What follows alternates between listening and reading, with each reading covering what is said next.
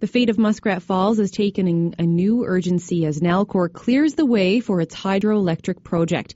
Forests have been clear-cut for transmission lines, and work on an access road is continuing at the site. And all of this is happening before the mega project has been sanctioned.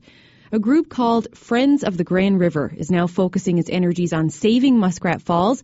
That group hasn't been very active recently, but organizers are planning to revive it. They held a meeting last night to select a new chair and board for the group. This morning, the chair, Denise Cole, is in the studio with me. Denise, good morning. Good morning, Colleen. Thanks so much for coming in. Thank you. So what kind of turnout did you get at this meeting last night? We had about 17 of us that turned up, which is phenomenal considering, it's an evening, people are working.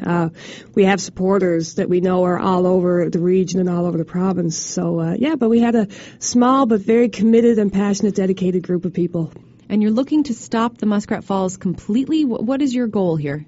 Our goal, and Friends of the Grand River has some historic value of being a grassroots group that is committed to stopping damming of Labrador waters and Labrador rivers. So with Muskrat Falls, when we look at the economic, the environmental, and the symbolic damage that will happen because of this project, when we look at the numbers, when we look at the information, it doesn't make sense to us. This mega project just doesn't make sense in the pocketbook or for us as individuals who care about this earth. The environmental sides of it, I've been hearing so many things since being involved in this about how the fish will be affected, how the red wine caribou will be affected. There's so many things that will be affected, and I don't see how these benefits add up when we consider what we're all going to have to pay for this. And I'm not the only person, and last night validated that for all of us, knowing that we're not alone and that there is lots of us out there. So you're taking the environmental take on it, of course, and you said the pocketbook. What do you mean? Well, all the research that all of us, when we come together and brainstorm, when I say all of us, there is a grassroots movement that's happening to stop this project. When we talk about the electricity rates, when we know that we're still waiting to hear the actual cost, the real cost of this project, we feel like we're being railroaded and that this province is being sidetracked. Anybody who lives in rural and remote of this province, it doesn't matter if you're in Labrador or Newfoundland or anywhere in Canada, you understand the rural and remote that's happening where we're being gouged.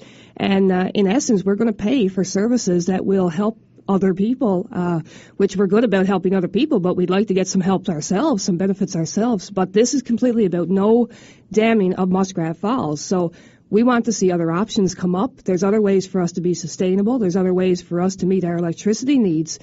So when I say the cost, there is a cost to financially to the province and to all of us as taxpayers, because every project that happens like this, we pay for it.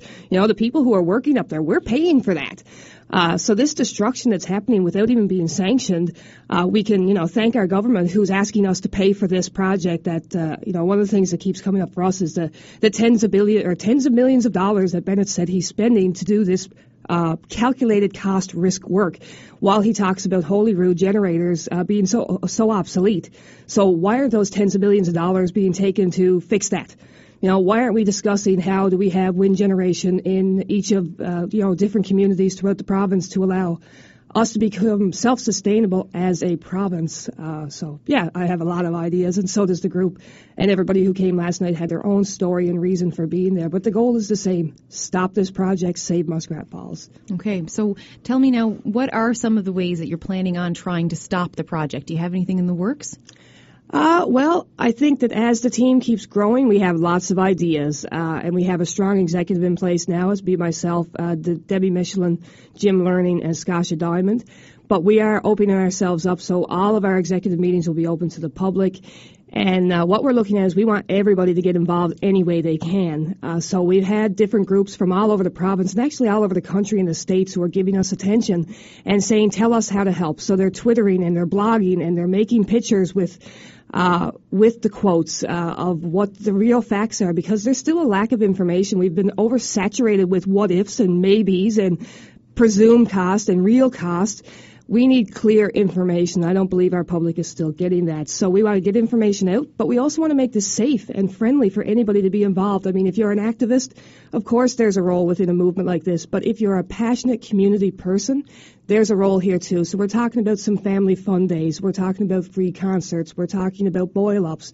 We're talking about giving us an opportunity to say goodbye to this falls if this actually goes through, something that our own government or Nalcor or our own town didn't give us the opportunity to even say, this is happening, get up there, let's have one last celebration. I mean, there's so much symbolism in history. So we want to do right by this falls and by all the people who have walked before us. So it's not necessarily getting on the picket line and you know, that protest idea that people have. You're looking at all these alternative ways, and that's where you want to take this? There's many ways that we can take a stand and let this province and let this country and world know how we feel.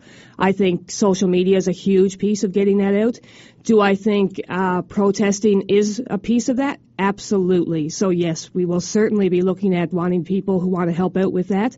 But there's roles for everybody in this, and we all have many skills no matter where we're from or what our background is. If our passion is to save this river, then you are friends of the Grand River with us, because that's what we are. We're humans. We're friends, and we're from everywhere, and we all have great ideas how to stop this. So how are you guys going to be different from the Grand River Keeper, which is another group in this area that is protesting the Muskrat Falls development?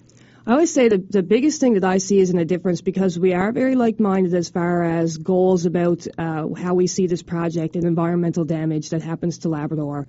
But I think the key difference there is that the Grand River Keeper is actually funded. They have programming. They have financial pots that they work from. They're operational as a nonprofit organization.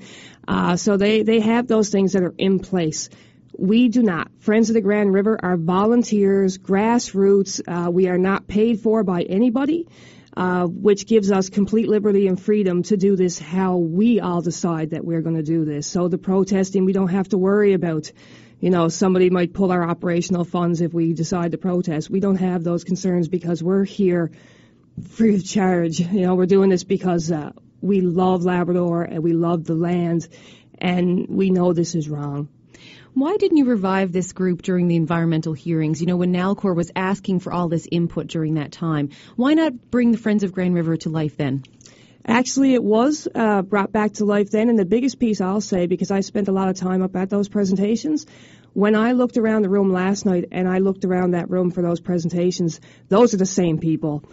So there was a movement that was trying to happen then. It was hard to get people on the ground, and I think a lot of us really had faith in that process of the environmental assessments, and that we really thought that common sense would dictate, and that by now the province would have stopped and said, you know what, this is seeming to get a little out of hand about the cost and about the environmental damage.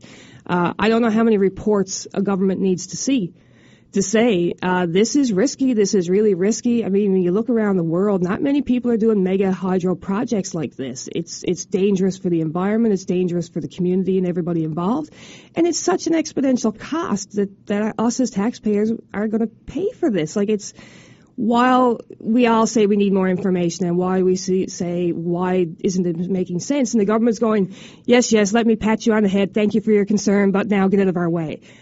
We're tired of feeling that way. And anybody in this province who's tired of feeling that way, give us a call. Let us know, because it's time for us to say, enough is enough. We count too. All right, Denise. Well, thank you very much. We're out of time here this morning. That's Denise Cole talking about the Friends of Grand River, a new group here in Happy Valley Goose Bay that wants to include everyone who may be against the Muskrat Falls development. She's the new chair of that group.